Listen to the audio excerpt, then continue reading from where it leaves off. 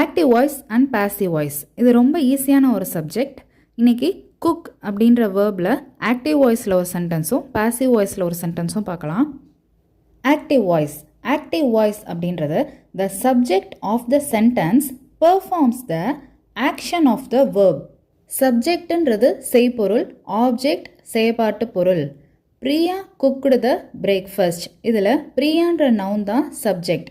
Priya cooked the breakfast, Priya காலை உணவு சமைத்தாள். பிரியான்ற subject இதில் குக் அப்படின்ற ஆக்ஷனை பெர்ஃபார்ம் பண்ணுறதுனால இது active voice. Next passive voice. The subject receives the action. The breakfast was cooked by Priya, காலை உணவு பிரியாவினால் சமைக்கப்பட்டது.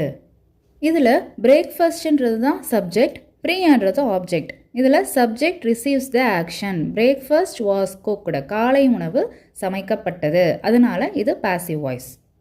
ஸோ ஆக்டிவ் வாய்ஸில் subject performs the action, passive வாய்ஸில் சப்ஜெக்ட் ரிசீவ்ஸ் த ஆக்ஷன். இந்த எக்ஸாம்பிளில் நான் கொடுத்துருக்க டென்ஸ் வந்து simple past tense. Priya cooked the breakfast was cooked by Priya. So குக்குடுன்றது வாஸ் குக்குடுன்னு சேஞ்ச் ஆகிருக்கு. அதர் டென்சஸ்லாம் எப்படி சேஞ்ச் ஆகுன்றதை அப்கமிங் ஷார்ட்ஸில் பார்க்கலாம்.